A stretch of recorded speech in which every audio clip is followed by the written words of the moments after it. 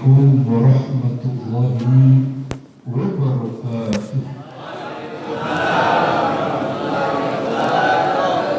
A'udzu billahi minasyaitonir rajim. Bismillahirrahmanirrahim. Alhamdulillahi rabbil alamin. Wassalatu wassalamu ala sayyidina wa habibina wa syafi'ina wa maulana Muhammadin sallallahu alaihi wasallam wa ala alihi wa sahbihi ajma'in. Amma ba'du. Rabbi shrah li sadri wa yassir li amri wa hlul 'uqdatam min lisani yafqahu qawli.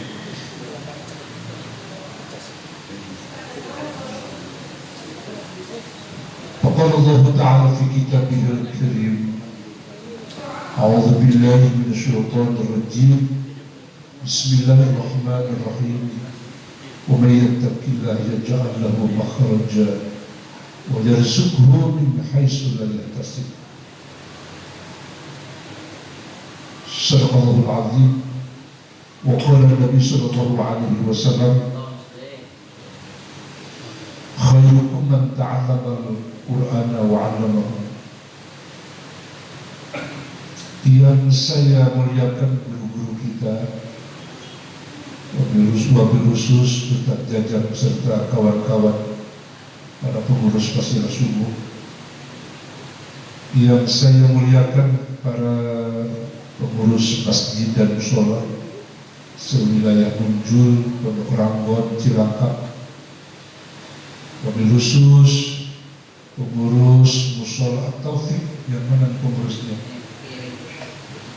Oh iya Bapak, terima kasih saya Bapak Haji Bapak Haji Nasruddin yang saya muliakan. Alhamdulillah saya bisa bersilaturahmi. Tadi saya dan Solo. Alhamdulillah para jamaah yang Allah muliakan, kita berada ini Rajab apa udah Sya'ban ini kita? Udah Sya'ban ya. Sudah masuk bulan arwah roh, bulan arwah kata orang Betawi ya. Sudah selesai Rajab, sekarang sudah masuk bulan Sya'ban. InsyaAllah beberapa hari lagi kita akan memasuki bulan suci Ramadan. Bulan Ramadan yang penuh dengan berkah, penuh dengan rahmat, penuh dengan maghfirah dan berbagai macam rahmat dan lipatan ganda pahala dari Allah Subhanahu wa ta'ala. Hadirin para jamaah yang Allah muliakan, wabil khusus para jamaah wasilah subuh yang dirahmati Allah.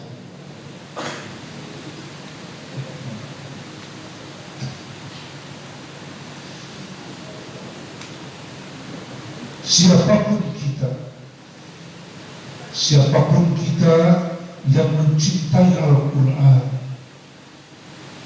yang mempelajari Al-Quran, yang mengamalkan Al-Quran, siapapun kita akan dimuliakan pasti oleh Allah Subhanahu wa ta'ala. Jadi kalau kita ingin dimuliakan oleh Allah, ingin dicintai oleh Allah, maka kita harus berinteraksi dengan Al-Quran. Berinteraksi itu maksudnya harus mau belajar Al-Quran, harus mau mengajarkan Al-Quran.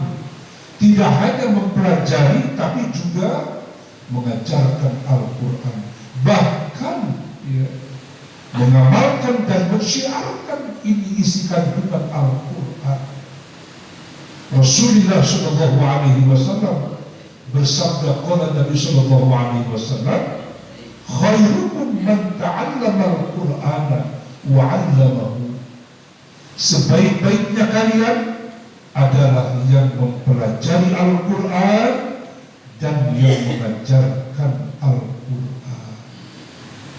Jadi orang yang terbaik itu bukan dosen matematika, bukan dosen fisika, tapi yang terbaik menurut Allah dan Rasul di sisinya adalah seorang dosen, seorang guru, seorang ustadz yang mengajarkan Al-Quran. Itu orang yang dimuliakan oleh Allah. Itu yang dibikin baik, mulia di sisi Allah Subhanahu wa ta'ala. Kenapa malaikat Jibril menjadi malaikat yang paling dominan, yang paling mulia? Karena malaikat Jibril berinteraksi dengan Al-Quran. Malaikat Jibril membawa Al-Quran, menyerahkan Al-Quran kepada baginda Nabi Muhammad SAW, karena dia oleh Allah ditugaskan membawa, membacakan kitab suci Al-Quran, sehingga beliau menjadi malaikat yang paling mulia karena dimuliakan oleh Allah, karena malaikat Jibril berinteraksi, mencintai, memahami isi kandungan Al-Quran. Berapa banyak malaikat? Malaikat itu banyak, miliar-miliar malaikat itu. Menurut keterangan Al-Quran maupun hadis, bermiliar-miliar malaikat. Tapi yang ditonjolkan, yang dimuliakan, yang paling mulia, beliau malaikat Jibril alaihissalam. Kata para ulama, kenapa? Karena beliau berinteraksi, beliau membaca, membacakan, bahkan menyampaikan bahkan dari Allah kepada baginda Nabi Muhammad SAW. Kenapa malam Lailatul Qadar satu malam lebih baik daripada 1000 bulan? Iya kan? Ada Lailatul Qadar ya. Wa madraka Lailatul Qadri. Lailatul Qadri khairun min alfi syahr. Tahu nggak Anda siapa itu, apa itu Lailatul Qadar? Lailatul Qadar itu, malam Al-Qadar itu adalah malam yang lebih baik daripada 1000 bulan. Jadi kalau kita beribadah satu malam, hanya satu malam itu aja, itu lebih baik daripada 1000 bulan. 1000 bulan itu berapa tahun? Kurang lebih 82,5 tahun, hampir 83 tahun. Jadi kalau kita beribadah satu malam itu saja, oleh Allah diberikan pahala seperti beribadah 82,5 tahun non-stop beribadah, dan itu berhak buat orang beriman mendapatkannya pada bulan Ramadan, pada malam Lailatul Qadar. Kenapa itu malam dimuliakan oleh Allah melebihi, mengalahkan 1000 bulan atau 82 tahun? Karena pada itu malam nuzulul Quran, pada itu malam turunnya Al-Quran. Jadi itu malam, pada itu malam turun Al-Quran, sampai itu malam oleh Allah dimuliakannya melebihi 1000 bulan. Paham bapak-bapak? Paham ya? Jadi kata para ulama, kalau kita ingin mulia hidup ini di dunia akhirat, ingin selamat hidup di dunia akhirat, maka jangan jauh dari Al-Quran. Jangan enggan kita membaca Al-Quran. Jangan tidak mau kita memahami isi kandungan Al-Quran. Berubah. Aduh Ustaz, saya udah tua begini, udah gak bisa. Minimal coba ayo kita sedikit-sedikit belajar dari Ustaz Jaja dan Ustaz yang lain. Kita terus belajar sebelum bisa baca. Ayo mulai.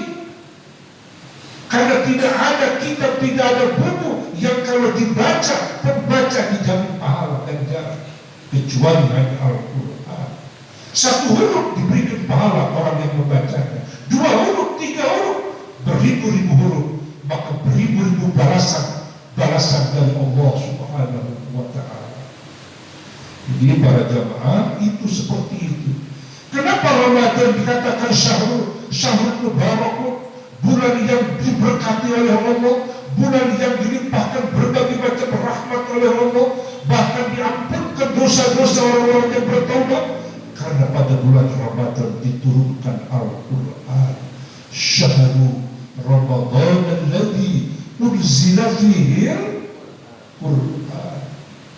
Pada bulan Ramadan diturunkan Al-Quran. Hudan linnas, kata Allah, menjadi petunjuk buat manusia. Jadi siapapun kita yang ingin mendapat petunjuk dari Allah, itulah Al-Quran akan memberikan petunjuk dalam kehidupan ini.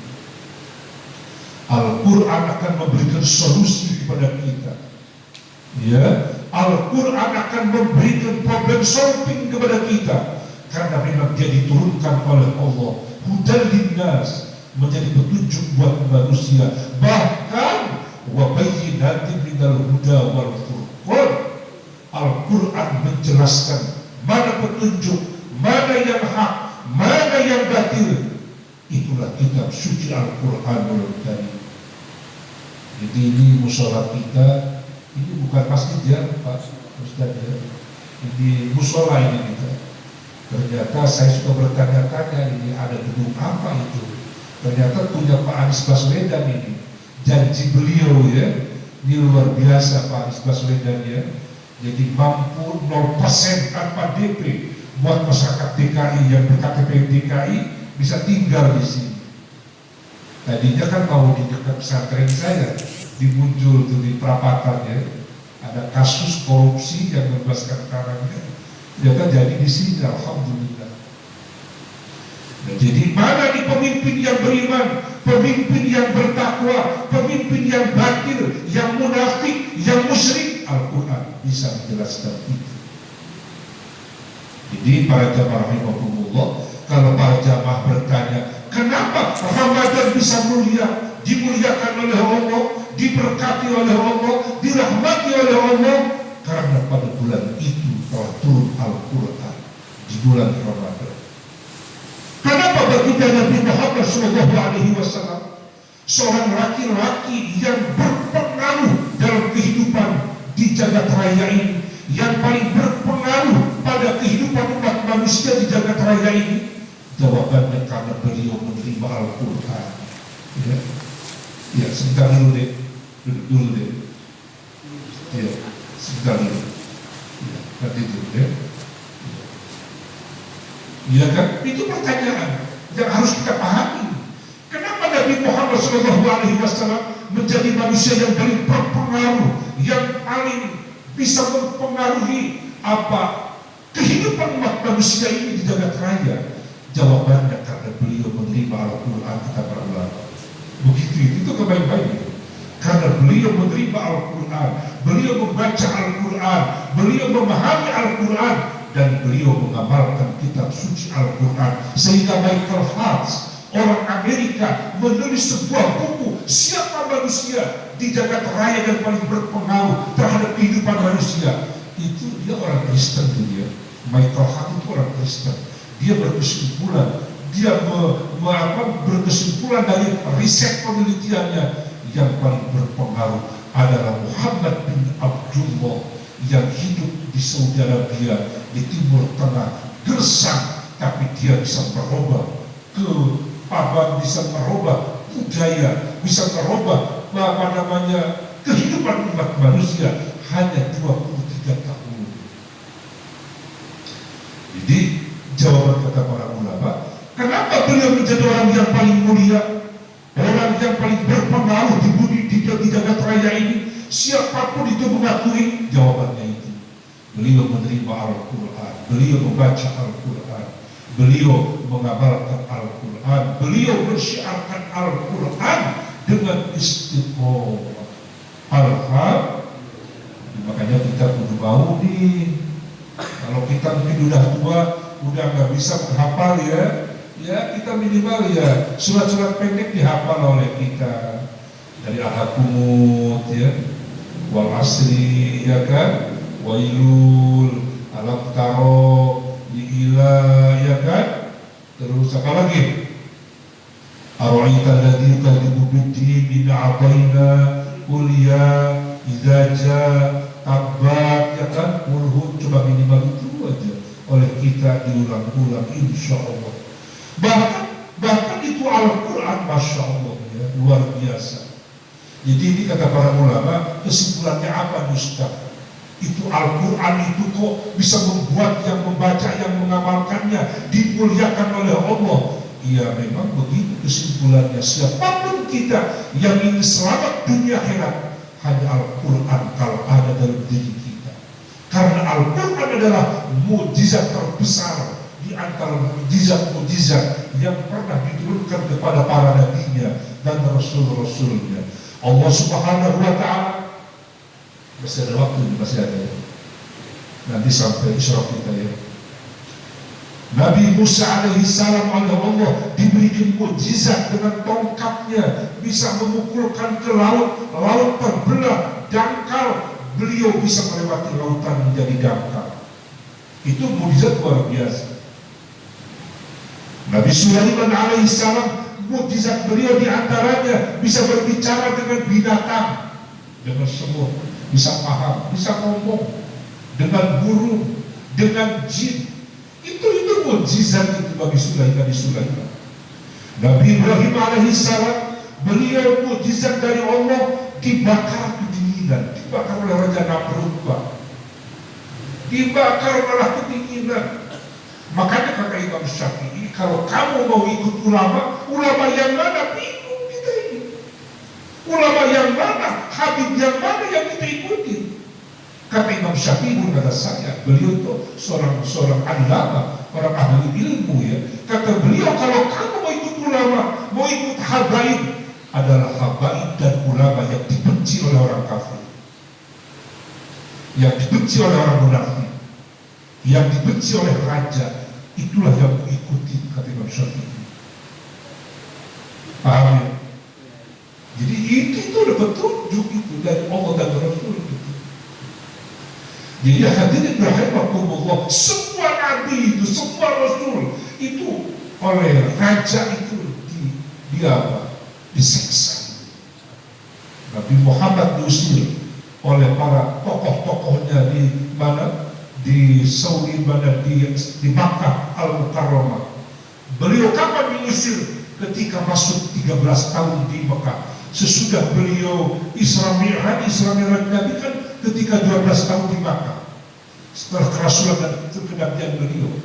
Begitu 12 tahun sesudah kerasulan, beliau oleh Allah dalam kaulah Abul Hazan, beliau dipanggil untuk Isra Mi'raj, bertemu dengan Allah, menerima sholat 5 waktu. Nah, masuk ke 13 tahun diusir, bahkan mau dibunuh itu Nabi Muhammad SAW. Siapa saja yang menemukan Muhammad hidup atau mati akan diberikan 1000 unta, wanita yang cantik-cantik. Ini kan luar biasa, Pak. Nabi Muhammad orangnya baik, orangnya menolong, orangnya pemaaf, orangnya lembut. Karena beliau bertentangan dengan raja, diusir oleh raja, oleh para penguasa di Makkah. Bagaimana Nabi Ibrahim alaihissalam sama oleh Raja Namrud, dibakar dunia. Bagaimana Nabi Isa alaihissalam sama Nabi Isa pun, ia dikejar-kejar oleh tokoh-tokoh Yahudi. Jadi kalau ada ulama sekarang dipersekusi, di penjara, itu memang begitu para ulama, seperti para nabi, para rasul. Dan itu mereka siap. Kenapa? Karena para ulama, para habaib itu melaksanakan amar ma'ruf nahi munkar. Hadirin para jamaah yang Allah muliakan, kesimpulannya siapapun kita, kalau ingin hidup dimuliakan oleh Allah, jangan jauh dari Al-Quran. Baca Al-Quran, insya Allah dimudahkan urusan kehidupan kita di dunia. Bahkan orang yang membaca Al-Quran, ya, oleh Allah akan diselamatkan. Al-Quran akan memberi syafaat nanti di akhirat. Bukan hanya di alam barzah, di alam kubur, tapi juga di akhirat nanti ketika menyeberang menuju surga. Secepat kilat Al-Quran akan membawa kita ke dalam surganya Allah Subhanahu wa ta'ala. Terlebih-lebih lagi orang yang membaca surat Al-Mulk, surah apa? Al-Mulk, surat Tabarak. Apa kata Nabi? Orang yang membaca surat Tabarak, surat Al-Mulk setiap malam berarti pada maghrib, sebelum tidurlah, sebelum subuh, maka dia akan diselamatkan oleh itu surah dalam alam kubur. Jadi orang yang suka membaca surah Al-Mulk tiap malam itu diselamatkan oleh Allah dari siksa kubur, dari huru hara dalam alam barzah. Gimana dibaca kalau kita nih, bapak-bapak? Idealnya udah hafal ini, cuma selembar dia. Idealnya, kalau kita ketika nanti di dalam kubur menyendiri, ada yang menemani, ada yang membela, dia akan insya Allah membela kita, dibela oleh surah Al-Mulk. surat Tabarakalladzi biyadihil mulku wa huwa ala kulli syai'in. Ayo saya menghimbau kepada para jamaah wasilah subuh, khususnya orang tua kita, ya, ketua musola Taufik, sesudah maghrib sebelum kita sambil menunggu isya baca surat Tabarak. Kan kita udah dekat ini juga, udah dekat kemana? Ya semuanya udah dekat kita itu kan, udah dekat terakhir ke dalam kubur ini. Wallahu a'lam ini kan. Ya, jadi ini surat Tabarak jangan ditinggal. Demi Allah itu guru-guru kita mewajibkan diri. Jadi kalau belum tidur, belum baca, waduh, gak enak dia. Apa yang dibaca oleh kita kalau udah hafal? Ketika ba'diyah maghrib, qobliyah isya, ba'diyah isya itu atau di witir. Witir kadang-kadang cuma di bulan Ramadan doang. Sebetulnya witir itu tiap malam dikerjain. Kita cuma witir dikerjain di bulan Ramadan doang. Sebetulnya witir itu baginda Nabi Muhammad SAW tidak pernah meninggalkan sholat sunnah witir. Makanya kalau Abu Bakar Siddiq radhiyallahu anhu, beliau sholat witirnya sebelum tidur. Kalau Sayyidina Umar bin Khattab radhiyallahu anhu, beliau sholat sunnah witirnya sesudah tahajud, qiyamul lail. Dua-duanya benar. Ketika dua-duanya mengadu kepada Nabi, oleh Nabi dibenarkan dua-duanya. Bagaimana yang benar? Apa sebelum tidur, apa sesudah tidur? Bapak-bapak gimana sholat sunnah witirnya? Sebelum tidur apa sesudah tidur? Pada isya ya. Nah, ya terserah. Kata Rasul Abu Bakar Siddiq, aku lebih percaya, lebih yakin kalau aku mengerjakan sebelum tidur. Dan Nabi Muhammad SAW belum pernah meninggalkan sholat sunnah witir, belum pernah beliau lakukan. Tapi Abu Bakar Siddiq mengerjakannya sesudah tidur karena beliau percaya diri pasti bisa bangun beliau. Jadi ada masing-masing kelebihan memang. Jadi bagi bapak-bapak, ibu-ibu yang memang dipastikan bisa bangun malam, silahkan. Sesudah qiyamul lail, sesudah sholat malam, baru witir di ujung. Tapi kalau buat seseorang, buat kita yang mungkin kadang-kadang kesiangan Ustaz saya tuh, kadang-kadang lambat, ya udah lebih baik dia sholat sunnah witirnya sebelum tidur. Sama. Kata baginda Nabi, kalau ada orang beriman mengerjakan sholat sunnah witir sebelum tidur, kesiangan. Tidur dia dinilai oleh Allah seperti qiyamul lail, bangun malam semalam suntuk. Saya sendiri dengan jujur sebelum tidur saya mengerjakannya, dan itu dibaca oleh saya surat Tabarok dan surat Waqiah. Kalau Waqiah itu khusus, suratul Waqiah, suratul Ghina katanya. Surat Waqiah itu surat kecukupan. Barang siapa di antara kita yang ingin dicukupkan rezekinya oleh Allah, jangan ditinggalkan membaca surat Waqiah. Insya Allah kebutuhan yang dibutuhkan dicukupkan oleh Allah Subhanahu wa ta'ala, dipenuhi oleh Allah Subhanahu wa ta'ala. Surat apa? Surat Waqiah. Dan ini ya memang dibacanya dalam redaksi hadisnya pikul dilewati di malam hari, bukan di pagi hari, bukan di sore hari, bukan sebelum maghrib, tapi pada maghrib dibacanya surat Waqiah dan surat Tabarak. Nah itu para jamaah rahimakumullah. Jadi siapapun kita yang berinteraksi dengan Al-Quran, mempelajari Al-Quran, membaca Al-Quran, mengamalkan Al-Quran, ya, mengajarkan Al-Quran, mensyiarkan Al-Quran, itu kata para ulama dijamin hidupnya selamat oleh Allah. Selamat di dunia, selamat di akhirat, dan dia dimuliakan hidupnya oleh Allah, diberikan kebahagiaan oleh Allah Subhanahu wa ta'ala. Karena Al-Quran itu adalah mukjizat terbesar, mukjizat yang akan ada terus selama bumi masih ada. Kata para ulama begini, Pak, ini belum isyraq sebentar lagi. Kata para ulama, ini bukan berarti menafikan kebesaran mukjizat para nabi Rasul, bukan. Tetap kita membesarkannya. Itu kalau mukjizat Nabi Musa itu bisa tongkat bisa membelah. Begitu Nabi Musa wafat selesai. Iya kan? Nabi Ibrahim itu mukjizatnya bisa apa? Bisa menghidupkan burung dipotong-potong beratus-ratus meter, diambil oleh Nabi Ibrahim atas izin dari Allah, itu burung bisa menyatu hidup lagi. Nabi Ibrahim bisa dibakar tapi nggak terbakar, kedinginan dia. Itu mukjizat. Selesai seiring Nabi Sulaiman, Nabi Ibrahim wafat, selesai itu mukjizatnya. Nabi Sulaiman bisa berbicara dengan binatang, wafat Nabi Sulaiman, selesai mukjizatnya. Tapi Nabi Muhammad SAW, mukjizatnya Al-Quran, beliau sudah wafat, tapi Al-Quran sebagai mukjizatnya masih ada. Dan kita yang ada di masjid, yang ada di musola, sedang mengamalkan mukjizat Al-Quran. Apa itu? Ibadah sholat.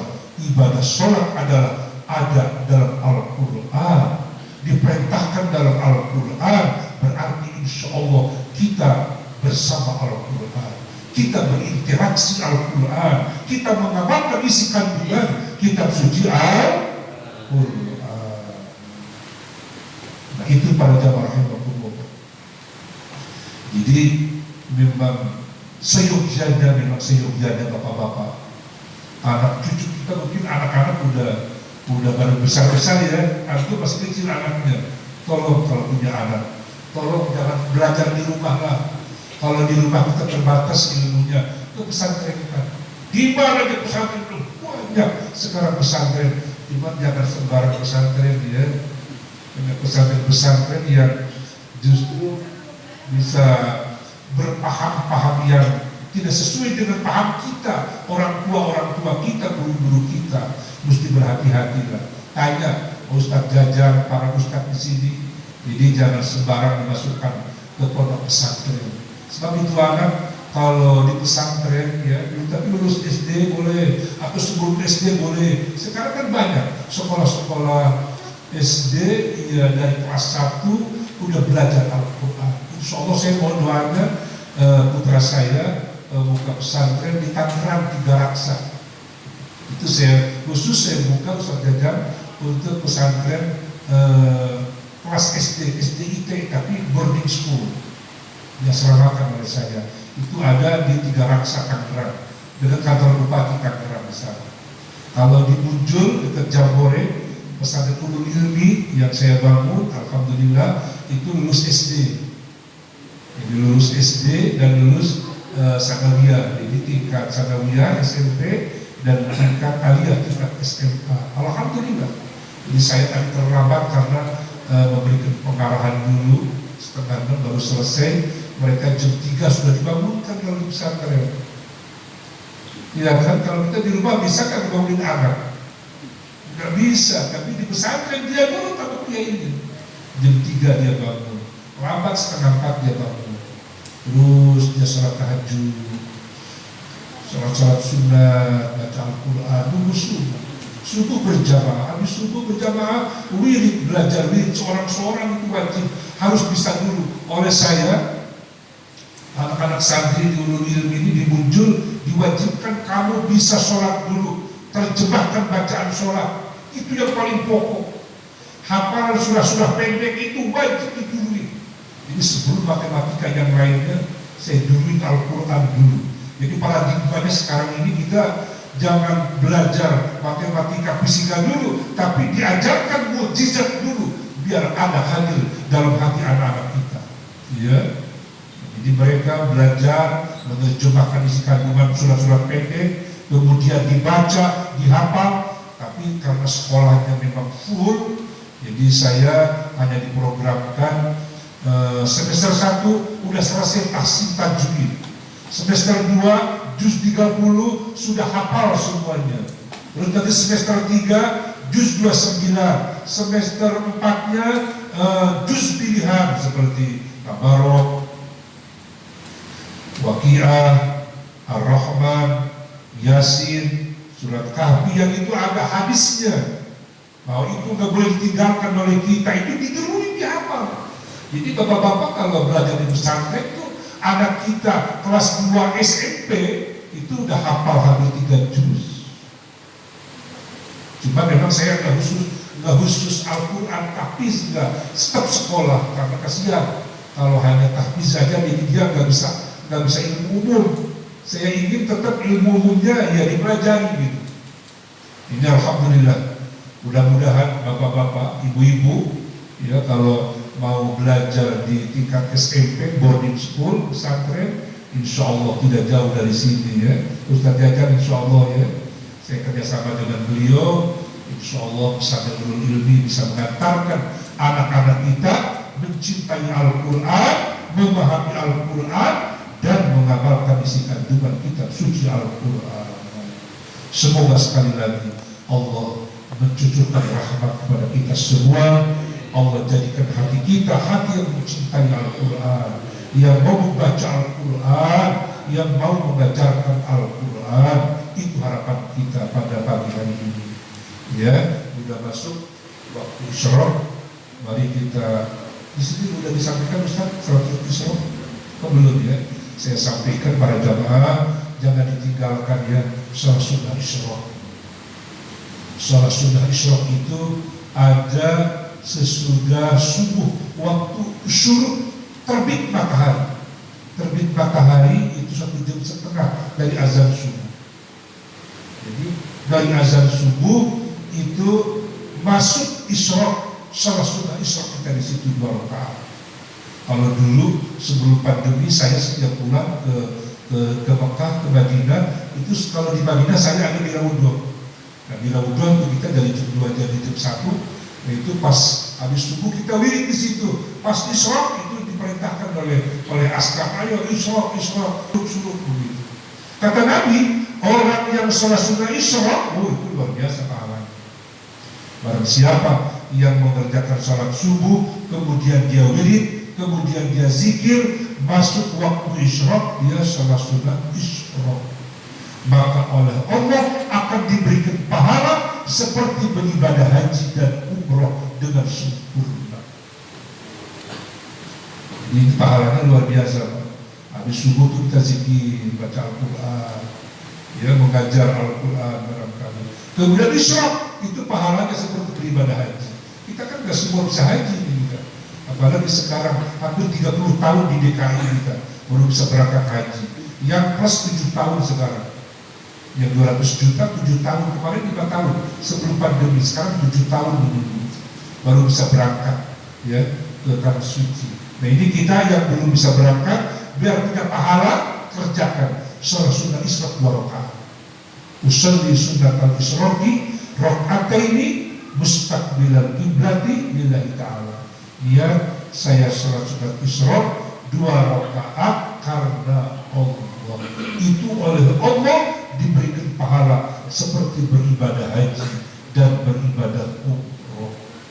Oh luar biasa ya. Yuk kita sampai di sini. Jangan pulang dulu saya minta. Masing-masing nggak berjamaah sholat sunnah Isyraq 2 rakaat. Nanti amalkan terus. Ustaz Jajan saya minta izin ya. Jadi setiap mushola masjid yang belum dikasih tahu kita seperti begini. Begitu selesai Isyraq kita udah masuk duha, langsung duha. Jadi pembuka dia itu sholat sunnah Isyraq itu.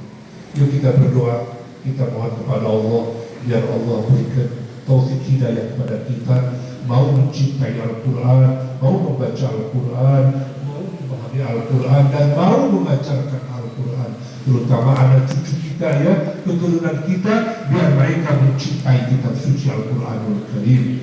A'udzubillahi minasyaitonir rajim. Bismillahirrahmanirrahim. Alhamdulillahirabbil alamin. Allahumma shalli wa sallim wa barik ala sayyidina Muhammadin wa ala alihi wa sahbihi ajma'in. Allahumma ighfir lana dhunubana wa liwalidayna warhamhuma kama rabbayana shighara.